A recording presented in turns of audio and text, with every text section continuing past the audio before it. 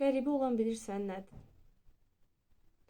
Bir zamanlar sən ağıllı uşaq olmalısan, sən böyüklərin sözünə baxmalısan, sən ata-anan nə deyirsə ona qulaq asmalısan, başqalarına hörmət etməlisən, başqalarının sözlərini dinləməlisən deyən insanlar bir müddət sonra, sən 30 yaşa çatandan sonra gəlib deyirlər ki, bəs sənin öz qərarın yoxdurmu? Sənin öz fikrin yoxdurmu? Sənin niyə öz güvənin yoxdur? Niyə özün öz həyatını qura bilmirsən, başqalarına qulaq asırsan? Sizcə bu qəribə deyilmi?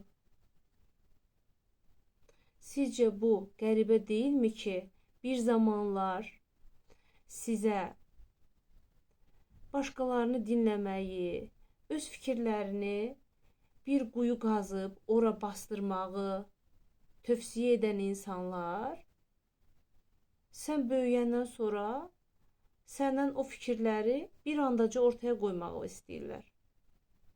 Qəribə deyil sizcə? Halbuki vaxtilə o insan sənin üçün o quyunu qazırdı, sənə dəstək olurdu, kömək eləyirdi ki, o quyunu qazasan və o fikirləri, hissləri, düşüncələri, qərarları, istəkləri, ehtiyacları hamısını ora bastırasan. Və üstünü də illərlə 30 yaşına, 35 yaşına çatana qədər bastırasan. Birdən ayılır və gəlir sənə deyir ki, sənin niyə özünə güvənin yoxdur? Sən etmisən də bunu, sən kömək etdin bunu etməyimə. Bu özgüvəni, bu qərarları, fikirləri, hissləri bastırmağıma sən kömək etdin. Sənin dəstəyinlə bu olub.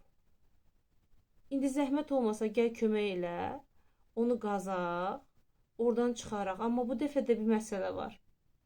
Bu dəfə də yenə mən öz istədiyimi etməyəcəm. Bu dəfə də mən yenə sənin dediyini edəcəm. Çünki sən məndən bunu tələb edirsən.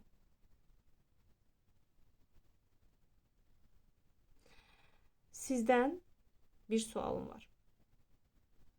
Siz olsaz bu insanın yerində nə edərdiniz?